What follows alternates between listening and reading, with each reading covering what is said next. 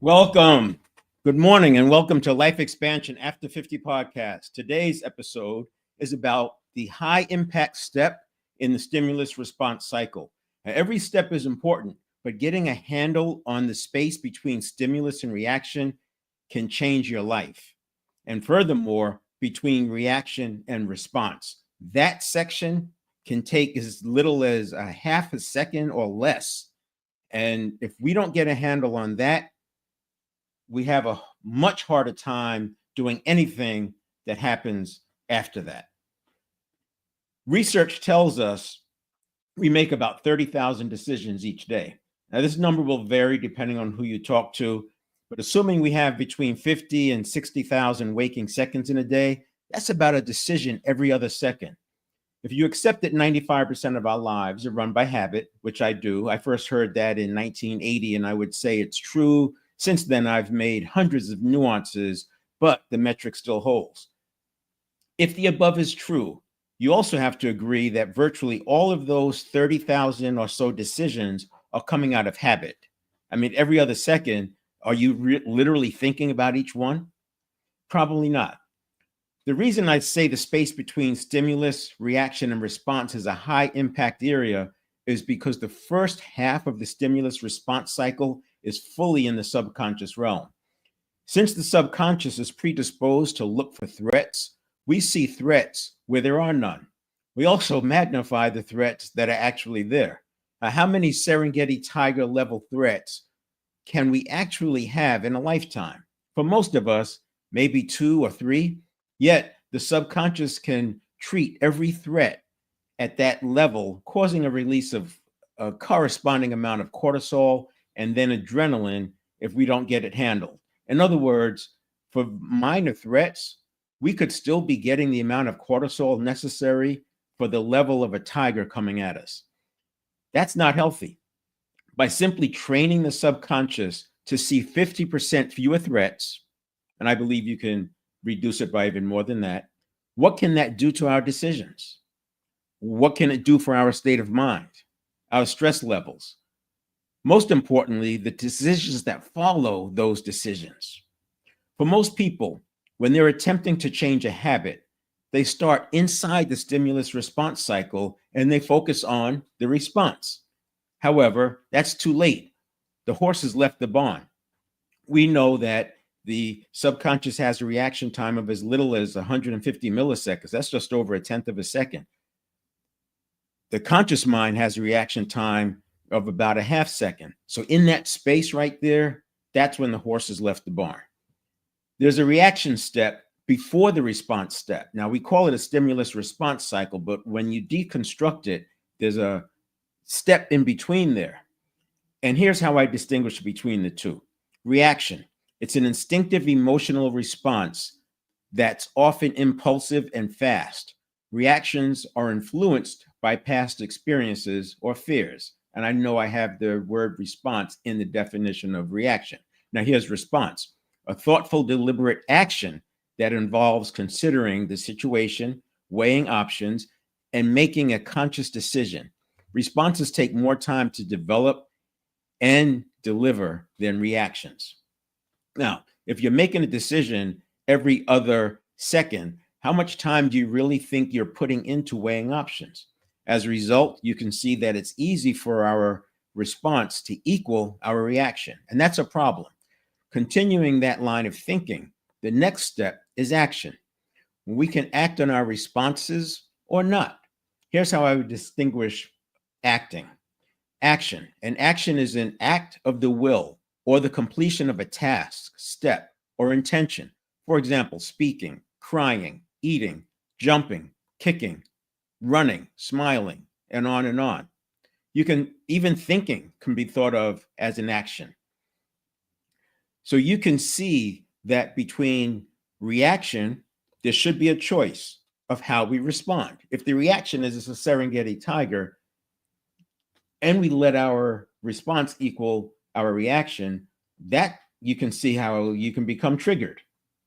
But if you can make a choice between reaction and response, you now have the opportunity to move that entire stimulus response cycle towards your life, serving your life design. And then the next one, which is where we'll spend most of the time today, is between reaction and response, that space between reaction and response. Now, I know that this is in the series of the unseen power of words, and that's because words come into play at each step in my expanded stimulus response cycle, which includes the pre-stimulus phase. Now, while it can be nuanced and the distinctions may not be perfect, I maintain we need to deconstruct what is happening because it happens in less than half of a second. Once deconstructed, we can create habits within the stimulus response cycle through synaptogenesis. That's the process that's underway in neuroplasticity. Now, we want to have that process aligned with our life design. In a prior episode, I used the example real time with the audience demonstration exercise of getting rid of ums and speaking idiosyncrasies. So check out, I think it's episode 67 or 68 where I covered that. Before jumping in, I want to do a quick review. When we arrive at those 30,000 decisions each day, we do so in a state of being. That state of being is also habitual, and it's either biased towards serving our life vision or serving the way it's always been. I would say by default, since 95% of everything we do is done by habit, the unconscious life vision is therefore the way it's always been, and that becomes the default life vision. That's why New Year's resolutions last less than a few weeks, if that. And anyone who goes to the gym regularly sees it in action every January. And it's like clockwork. It happens, like I said, like clockwork. This is what I call the pre-stimulus phase of the expanded stimulus response cycle. How we arrive at that stimulus, that state of being. Now, habit change starts here.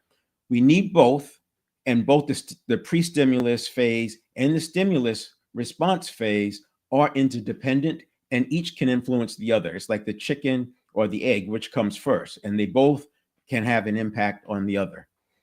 In the prior 5 episodes, I broke down each step, as I said, and gave an example of what we can do to shift the automaticity of habit towards serving our life design.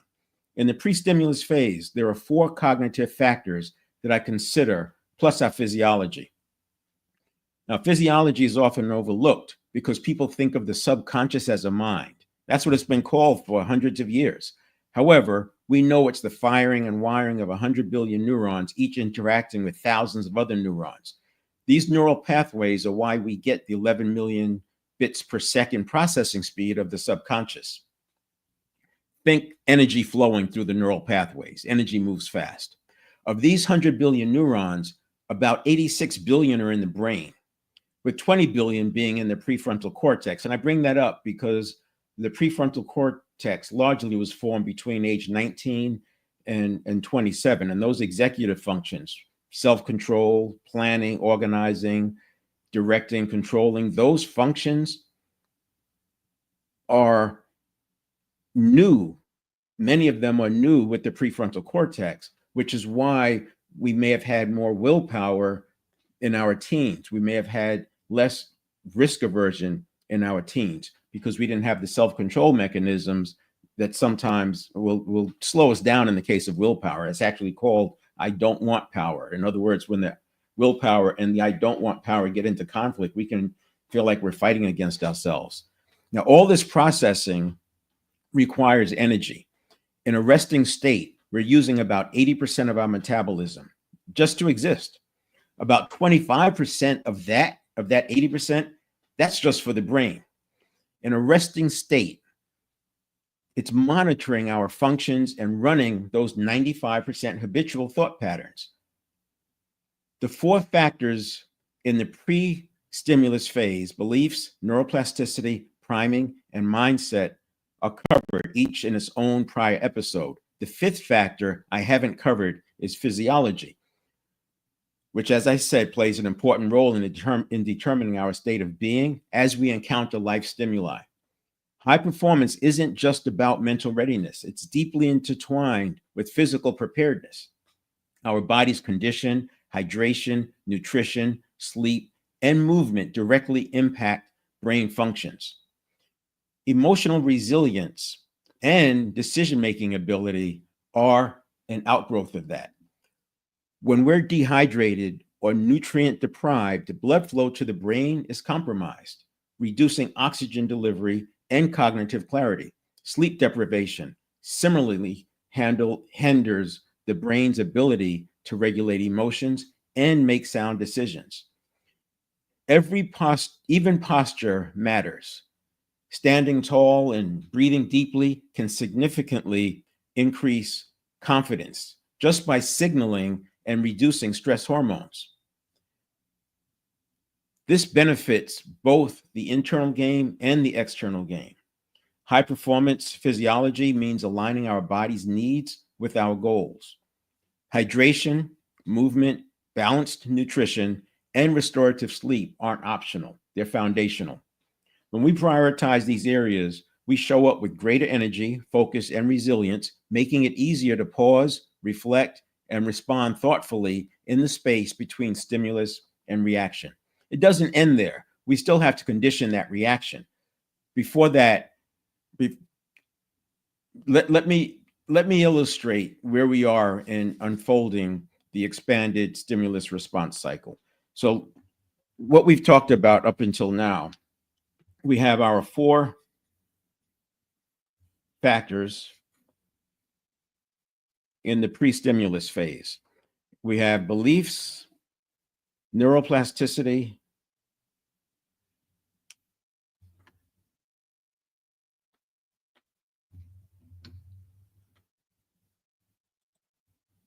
we have beliefs, neuroplasticity, priming, and mindset. And then in the stimulus response phase,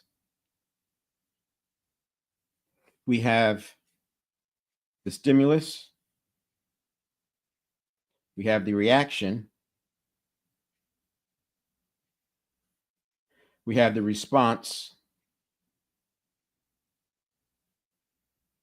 and we have the reaction. So today I'm going to talk about the space between stimulus and response and reaction and response.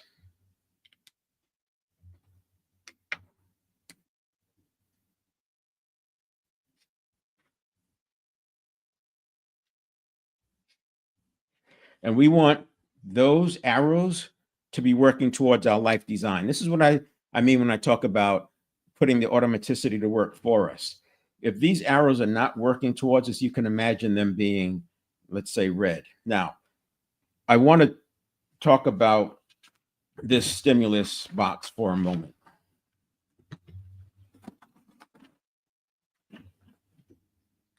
So we have stimulus, right? And this is so interconnected. Why? You know, I'll tell you from a layperson's perspective on this. I'm not a neuroscientist. I would say that with 100 billion neurons, 100 billion of anything is, I mean, think about it. If you moved 1,000 neurons every day, it would take you 273,000 years to move 100 billion neurons. I just say that to kind of illustrate how big, how many 100 billion actually is. And so if there's 100 billion of anything anywhere, it's a dominating force, right? I mean, think about it. So this is why it goes both ways. And then those 100 billion neurons interact with each of them with thousands of other neurons. So we have all of this interacting going on. It's no wonder life can seem so difficult because the cause is the effect and the effect is the cause, right? So what I said last week or the last 5 episodes is around this stimulus response or leading to it, we have our beliefs, we have neuroplasticity, we have priming, and we have mindset. So if I talk about them each individually, the beliefs, we have both the core beliefs, the ones that we actually thought about and created on purpose. And then we have the dispositional beliefs. They were the ones that were given to us. Those are the beliefs that we're not even aware that we have them. They're just there. And they show up when we least expect it. These are the limiting beliefs sometimes because it was put in our head, money's bad, or you'll never amount to anything, or whatever, right? I mean, whatever limiting beliefs there are, and there's so many of them. And what I did in the beliefs episode is I did an exercise that you can actually uncover the origin of the limiting belief. And once you uncover the origin, you can look at the references. And sometimes just by seeing the references and becoming aware that those references are not or are no longer valid, that's enough to collapse the belief. But it's bigger than that because we have things stacked on top of the belief. So there's resistance to, changing a belief. Then we have the neuroplasticity, and that process of neuroplasticity is actually synaptogenesis. So it's difficult to change a habit because the deep-seated habits are the neural pathways, the neurons are wrapped with myelin, and that speeds up, it increases the accuracy, increases the strength of the impulse. However, the synapse between the neurons, that's very fluid, no pun intended, and it can, I'll call it dynamic. And synaptogenesis is the process of the synapses moving from one neural pathway to another based on where it's needed. Think of dopamine and serotonin, these are neurotransmitters. So these are the sort of the vehicle of the neural pathways from one neuron to the other. And by moving it away from one pathway to another, that's why layering on a new habit is much more effective than removing a habit or trying to stop a habit. Then we have priming, and priming is all around us. I talk about it being internal and external. So we have our words, we have the words of other people, we have our environment. Sometimes you can walk into a place and remember things. You can maybe smell something and remember things. It comes in through our senses, but it's very, very pervasive. And because marketers use it, it's all around us. It's all through social media. It's embedded in the design of many of the social media apps because they want to keep you on the application. And so priming is used there. Priming is used in ad copy because it's positioning us. It's used in sales presentations because it's preconditioning the mind to receive the next bit of information in a certain way. So we have to be vigilant about priming ourselves. We literally can set the habit to reduce the weight of external stimuli compared to internal stimuli. I want my external stimuli to be like 20%. I want my internal stimuli to be 80%. Think about it. A lot of people may be walking around with the opposite. The external is all about what's happening out there, but it's not what happens. It's our attitude about what happens. It's how we react to what happens. So we already know this. What I'm talking about is making it habitual. So we have to create habits here. We even have to create the habit of neuroplasticity because we use neuroplasticity after the stimulus, but we have to use neuroplasticity here for the pre-stimulus. And then we have priming. That's what I was just talking about. And then mindset. And I think mindset is, while I want to say it's overused, I think it's also misused. Mindset is extremely important. Having a growth mindset, and I talk about just adding the word yet behind a statement that says, I don't know how to do it yet. It helps trigger think about those 100 billion neurons, adding the word yet, the neurons engage and, we're still working on this, versus saying, I don't know how to do it. The neurons that engage are the ones that are more aligned with it's done deal, closed book. But what I like to say about mindset is that people think that they have a growth mindset because they read some books or maybe they set goals and work towards those goals, or maybe because of what they've achieved. But I'll tell you, you can have a growth mindset, and I'm going to use the metaphor of a book. You can have a growth mindset about the book. You can even have a growth mindset about most of the chapters, but all you need is a fixed mindset on one chapter of this book. I'm using it as a metaphor for our life, our task, our project. If you have a fixed mindset about one aspect of that project, it could stop you in your tracks. It's even worse than that. You can have a growth mindset about the book, You can have a growth mindset about every chapter in the book, but you have a fixed mindset about one paragraph in one of the chapters. That stops you from getting through the tasks necessary to reach your life design. So when we're thinking about a life design, we have to be, again, vigilant about identifying where we have a fixed mindset. And as you unpeel the onion, new fixed mindsets show up, right? You've seen this. You've seen it with yourself. You've seen it with other people. Every time you take another step, another fixed mindset shows up. I think that's at play with the Peter Principle. I talk about that in the Dynamic Leadership series, where Peter Principle is pretty well accepted that it occurs, and that is where a person is promoted to one level beyond their effectiveness or ability to be effective.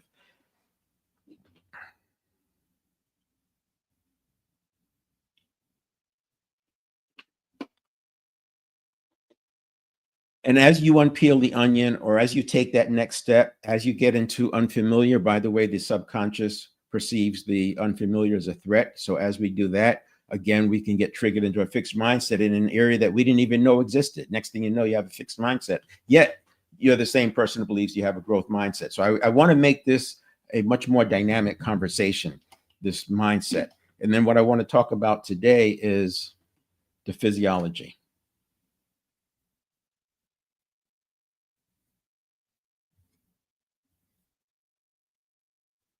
And physiology, so all of these are interacting. Physiology is, like I said, often overlooked because people think of this as mental cognitive processing. I would say the majority of cognitive processing is physiological. It's just a math. It's simple math. You got 100 billion neurons. Each interacts with thousands of other neurons. We make about 30,000 decisions in a day.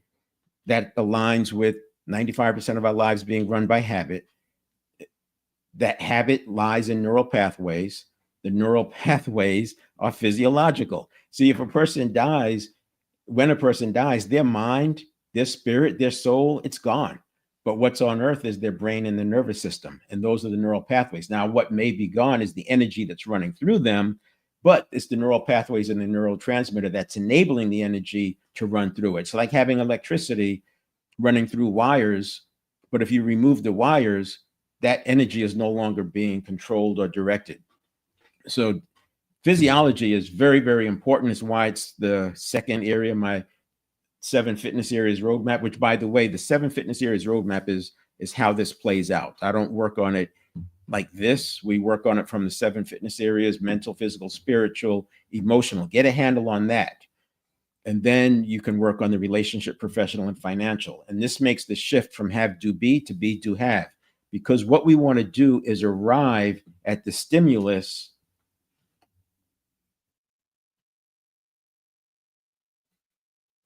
in a state of being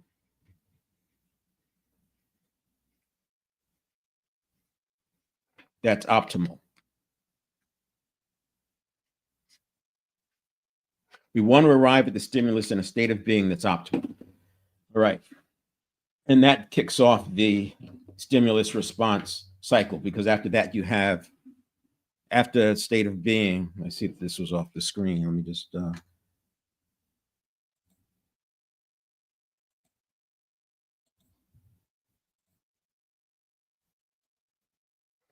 all right. So we've got the beliefs, neuroplasticity, physiology, priming, mindset. And then those all go into our state of being. And then we want to have that state of being appropriate for our stimulus response. Now, if we're making 30,000 decisions in a day and there's 50 to 60 waking seconds in a day, it stands to reason that all that's habitual and it's being driven by this state of being. And this is where we have to do some work if we're going to fix this over here. You can work on fixing this over here, but I think the deck is stacked against you, because those 100 billion neurons, they start firing and wiring. That thing gets kicked off in 100 or 200 milliseconds, and the conscious mind is not even aware of it. How can you fix something you're not even aware of? And then once the conscious mind is aware, you potentially have processed 3, 4 million, 5 million bits of information. It's already off and running. When you see somebody getting triggered, you actually see this in action. Before we get into the stimulus response, and I talk about this a lot in my Above the Line series.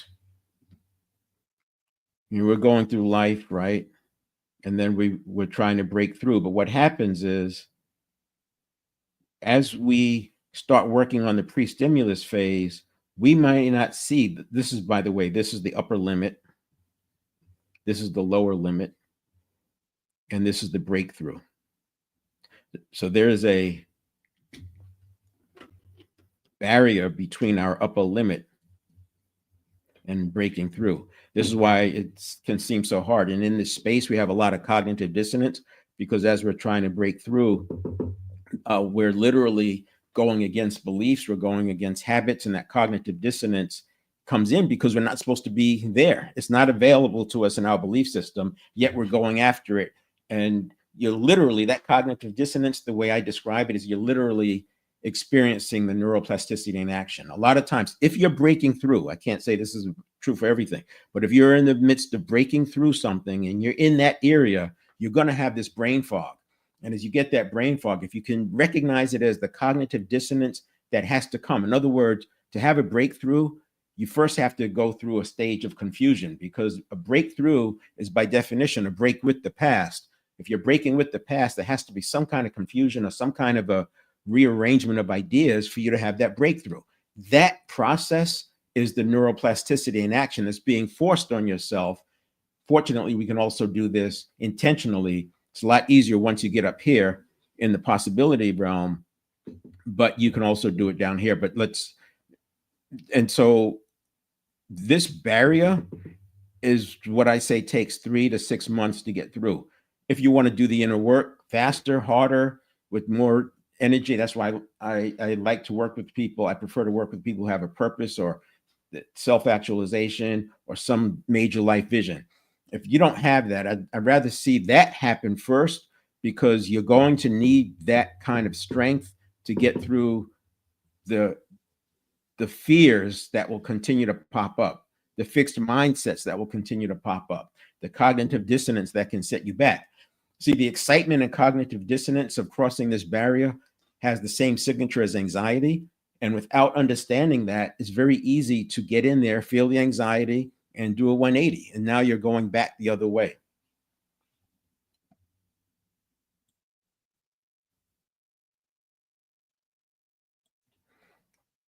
So as I was saying here, when we start working on this, let's say you start meditating, and then you start drinking more water, keeping yourself hydrated so your brain is not depleted.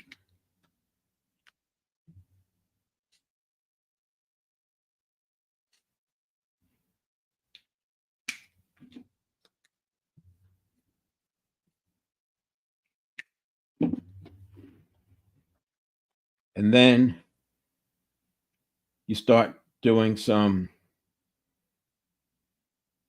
physical exercise, you start working on your nutrition, you start working on your transformation of vocabulary, you're intentionally doing some priming. The point I'm making is, while you're making progress, while your lows are getting higher, you may not see any action here. People who've made major strides in dieting have experienced this. They may go a long period of time and it seems like nothing's happening, and then all of a sudden they break through. That's because 95% of our life is by habit, and we keep falling back, and then the habit influences the pre-stimulus area, and then the pre-stimulus area predisposes us as we get into the stimulus response. So once this breaks through, I wish I could tell you it was just, easy sailing through there, but then it happens again. It happens again where you go through this process up and down, up and down. And unfortunately, sometimes this gets to be so stressful, people can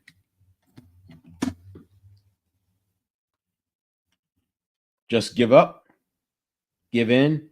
That's why it's important to manage your energy. And then again, it's reinforced that, oh, I guess it's not available to me. What we want to do is break through And when you break through, of course, you have a new problem up there, but it's a good problem to have. And that's a nice step into our positivity discussion. So this here is about how we arrive at talking about how we arrive at our stimulus response. So even if you do all the work in the pre-stimulus phase, understand it may not happen overnight. This is why you can read a book and it says do this and do this and do this, and you do those things and you don't see any progress.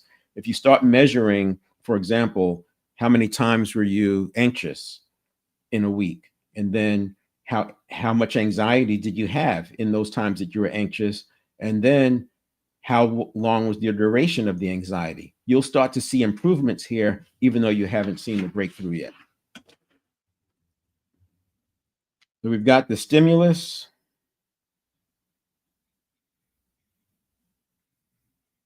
reaction, response.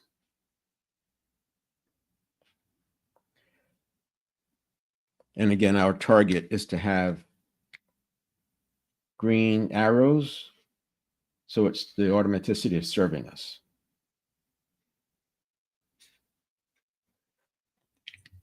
Now, the stimulus can be all sorts of things. It comes from internal, external. It could be ideas. It could be smells. It could be what somebody said. It could be a thought. It could be a letter. You see a return address on an envelope. You see somebody sends you an email. All of these things can be a stimulus. And then that leads to a reaction. So in this stimulus, I say we have this two areas that we want to focus on. And I talked about the positivity in last week's episode.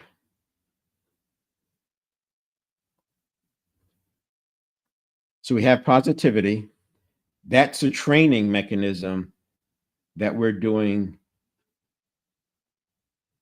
here, because this step happens so fast from stimulus to reaction, like 150 milliseconds to maybe 250, 300 milliseconds, so less than a half a second. And if you don't condition it in, then it's going to be what it's always been. We have to condition in the one that we want. And we also have mental contrasting, I would say here. Mental contrasting can apply across all the steps.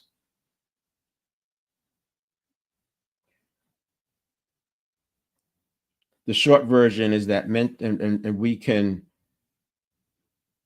you're not going to really condition mental contrasting in, but by putting mental contrasting as a step in your goal setting and in your planning, by thinking about mental contrasting, what we're doing is actually priming ourselves better for the positivity. So let's talk about these two.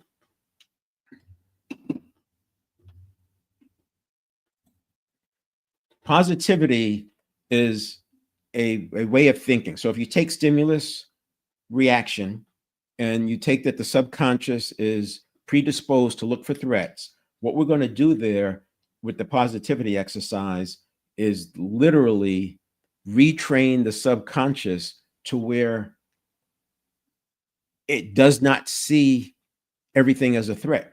This is why I say you can get it reduced. I think you can get it down to where less than 10% of the stimuli that come in would be seen as a threat. Now, it doesn't mean it's going to like put you in harm's way, or maybe have you not respecting the danger of, say, a rattlesnake. But it's that it's not treating the fact that there's a rattlesnake and it's 30 feet away. You're not going to have a Serengeti tiger level response on that. So let me talk about it in the context of setting a goal or achieving your vision, whatever that might be.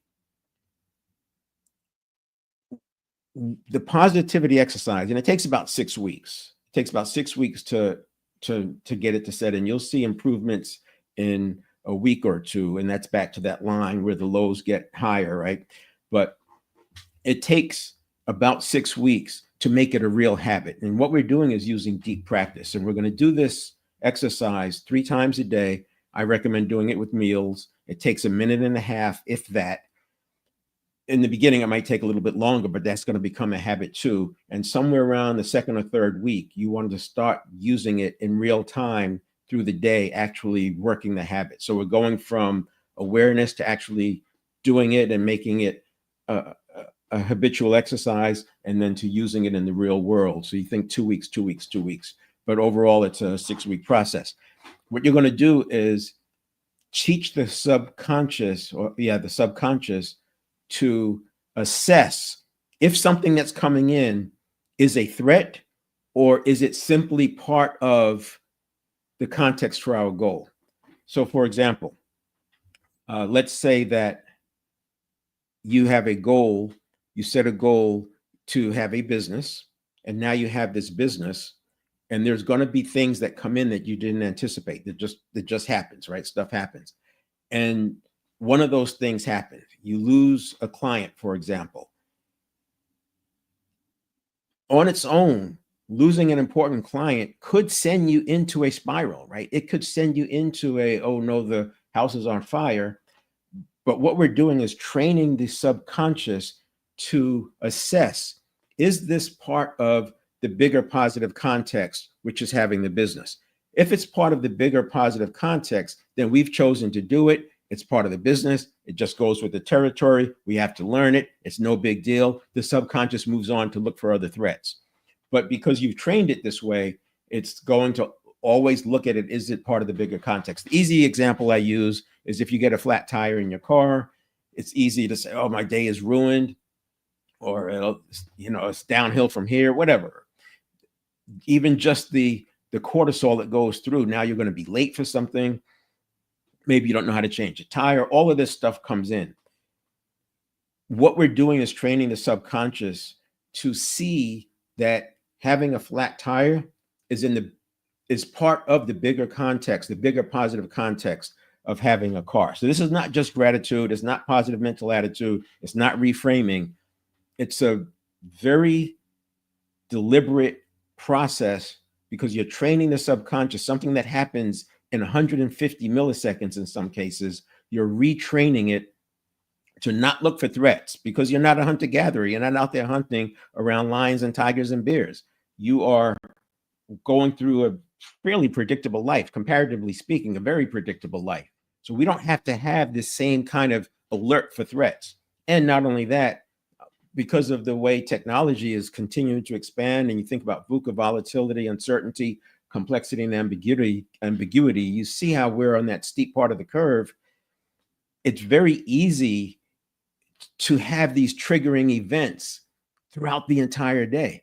So by training the subconscious to do that, and the way you're going to train it is every day with meals, you imagine something that you've had a negative experience with in the past.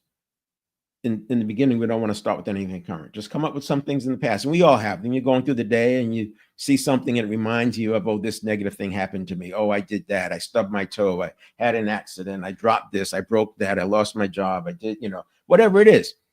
Think of it, and then real time, as soon as you think of it, look for the greater positive context. So if you lost your job, the greater positive context is you're moving, you have a career, you're working on your career, or it's, you had the income, you've gained the experience. This is a step in the process of building your career. Again, the car example is an easy one. I got a flat. What's the positive context? The car. I'm going to speak in public and I drop something on my clothing and now I've got this stain.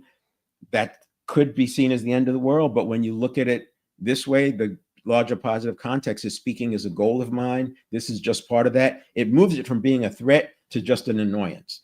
It's like transformation of vocabulary, but it's happening real time without your intervention, because you're training it in. You're literally training that step to happen without your involvement. The same way that we train athletes, so that athletes train to have automatic responses. This is what I mean. Again, automaticity is working for us. And so you want to do that, come up with 3 of those every day with every meal. So each meal you do 3 times, come up with some negative thing, and immediately look for the larger positive context and spend a few seconds mindfulness, leaning into that positive context, being grateful for the positive context, and then repeat it. This will, like I said, you can do this in 90 seconds, all 3 of them. Do it 3 times a day. Do that for 6 weeks, and you'll find that you are triggered less, you have less anxiety, and you are more resourceful because you're not going down these paths. The reason I put mental contrasting here is because mental contrasting is, the short version is recognizing that we're doing something difficult. If you've read Good to Great by Jim Collins, he talks about it as the Stockdale paradox. We know that what we have to do is very difficult, but we also believe that we'll prevail. When you're going above the line, when you're going into the possibilities, when we're going against the grain, we have to recognize that it's hard. Too many people step into this above the line work, not acknowledging that it's hard and difficult. And then when they have setbacks, it's like, can't do it. Imagine putting the training wheels back on a kid's bicycle because the first time out they fell. No, we know it's going to be a process. We know it's going to take some time.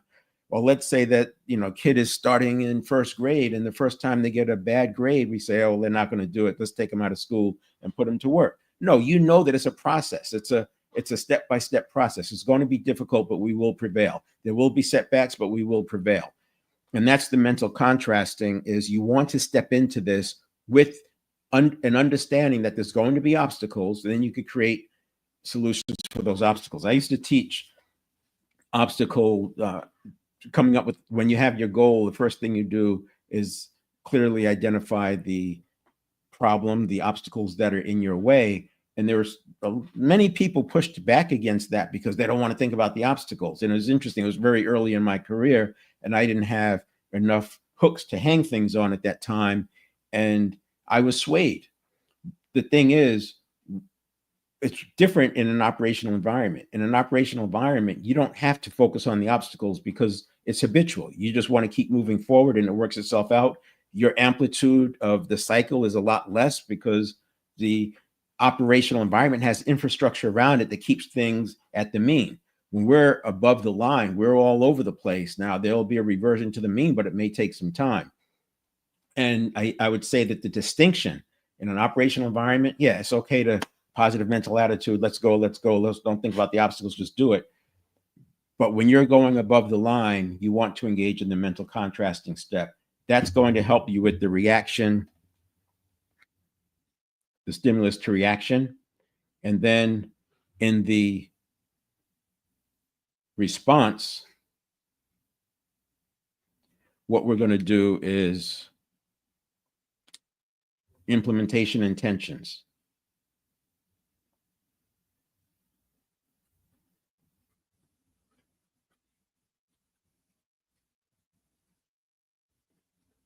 Now, the implementation intentions, because this is coming after the half-second mark,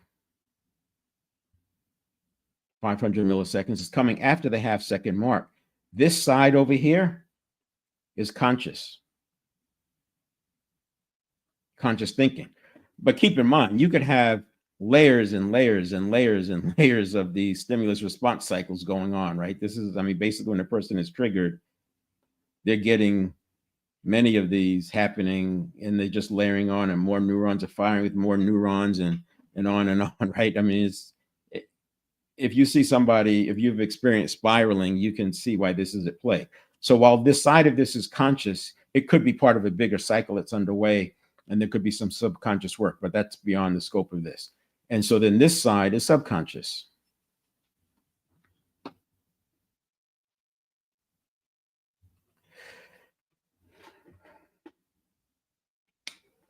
So since this side is conscious, we can actually do something about it with implementation intentions. Implementation intentions in a simple form are if then. When this happens, I'm going to do this. If that happens, I'm going to do this. This is not a plan B. This is more about in the moment stuff. If I have to speak before an audience and I find out some bad news, because I mean, how many of us have gone through like 10 different presentations before audiences and not one of them had a hiccup? Hiccups come. And so why not have an implementation intention? If I get bad news, or if I get a change, something that's unexpected, I'm going to turn away to the right and find something to focus on as I think about it. I'm just making that up. You could say I'm going to go to the restroom and sit in a stall and get mindful, go into a state of mindfulness and remind myself of why I'm doing this. You could make it as I'm going to focus on the greater positive context, literally taking the positivity step, because when the positivity step works, this reaction would be more positive than if it wasn't. But what the positivity step does, it keeps you from being in fight or flight, so that your implementation intention actually can take hold. Said another way, if I don't do the positivity step, I'm doing the implementation intention on a set of neurons that are firing and wiring, and they're off and running. It's like mob mentality. How do you stop a mob when 4 million neurons have already been triggered? But by having the positivity step, the subconscious put that on the side because it's already looked at the positive context. And your implementation intention could be, when bad news happens, I'm going to lean into and get mindful and focus on the greater context and step into a state of gratitude. Try stepping into a state of gratitude when you're already being triggered. Now, the implementation intentions can also be visualization. I've done this with motorcycle training. You literally imagine a situation happen, a car coming across from, a car coming out of a parking lot, or making a U-turn in front of you, whatever that is. You visualize the car doing that, and then you visualize you're making the move to go behind where the car was. So yes, you're on the brakes. Fortunately, most bikes have anti-lock braking now, but as you make that turn, you maybe ease off the brakes slightly so you don't slide. But what you're doing is you're literally pre-framing your thinking. So when a car comes out, you don't just hold on to the brakes and aim at the car like car drivers do. You want to install a different move. That new move is look and turn. Brake, look, release the brake slightly, turn. Go where the car was, because chances are that space is clear. Yeah, there might be another car behind it coming out of the parking lot, but that driver's pretty much looking at all this stuff unfolding. That driver's probably frozen. And what you're going to do, you slow down so fast, so rapidly on the brakes, just not rapidly enough to not hit that car because of the whole reaction time thing. But that's an example of an implementation intention. Another one is on the motorcycle. If you're on the highway and cars stop in front of you, you want to literally condition in that the move to the white line. You don't just hold the brakes and hope you stop. You brake, move to the white line. You do that even before you look. Obviously, it would be better to look, but you may not have time. We're talking, 100 millisecond timing here. But by moving to the white line, you can even practice it. But that's an implementation intention. Car stop in front of me, I'm moving to the white line. Why? Because there's pretty much there's enough certainty that white line will be cleared. And again, drivers will see that something's going on. You may get lucky and the driver will slow down a little bit, but just by moving to the white line, I've done that. And chances are there's not somebody who's going to be there. And if they are, hitting a car that's still moving in your same direction is a lot better than hitting a stopped car in front of you. You can do this implementation intention. I talk about in dynamic leadership doing checkpoints, and I talk about a two-way, doing a 360, a live 360, where you ask the person, in the context of creating a high performance environment, what are some things I as a leader can start doing? What are some things I can stop doing? What are some things I can continue doing? You don't quite say it like that, but that's what you're pulling out of the person. And you can have an implementation intention. If they come up with something bad that I'm doing, here's what I'm going to do. If they come up with nothing at all, here's what I'm going to do. You don't just walk into these unknown situations with no intention.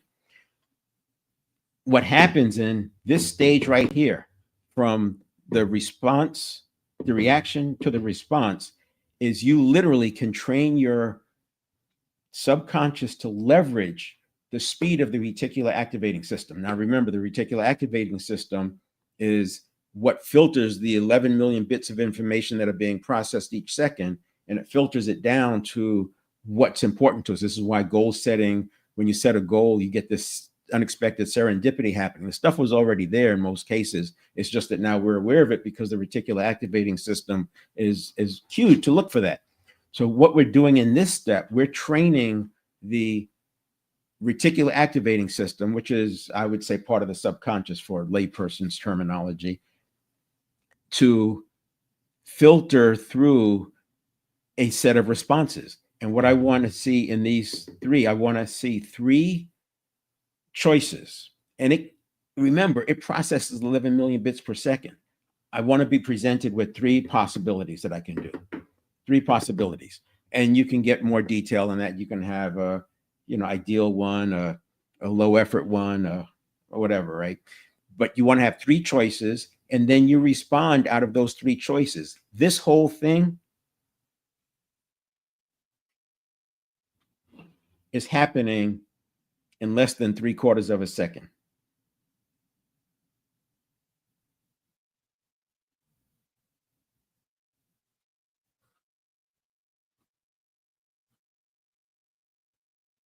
This whole thing is happening in less than 3/4 of a second, which is why we have to train it at the subconscious level. Once you've done that, the next step will be action. And my action, just like my response doesn't have to equal my reaction, my action doesn't have to equal my response. My response could be that I'm going to do it, I'm going to delegate it, I'm going to delay it, I'm going to dump it and not care about it. That could be my response. Think about that as the what. The how I do that could be the action. There's other ways to look at it as well. It's how I speak. It could be, the response could be, I need to confront the person. But don't stop there. Go to the next step. Again, you could have implementation intentions. We've got the mental contrasting helping us. But now we're clearly in the conscious mind stage.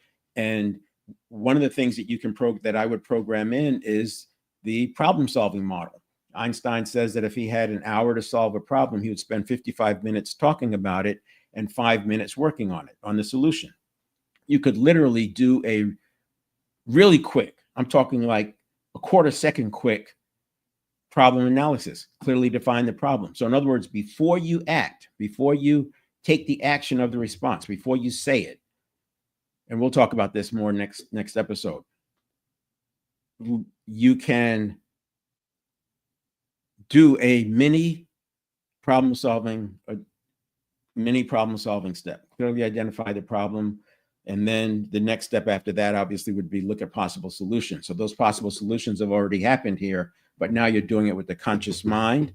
And these are pauses, but we're talking again about pauses at the 1/4 to 1/2 second level. It's not even noticeable. It's everybody has the right to have some thinking time in the midst of a new stimulus. And you take that second and a half. And then the other thing we'll talk about next week before the action after the action, then we'll talk about the emotional modulation, because after you do all of this, you could still face a Serengeti tiger level threat. And when you face that Serengeti tiger level threat, you want to have the right response.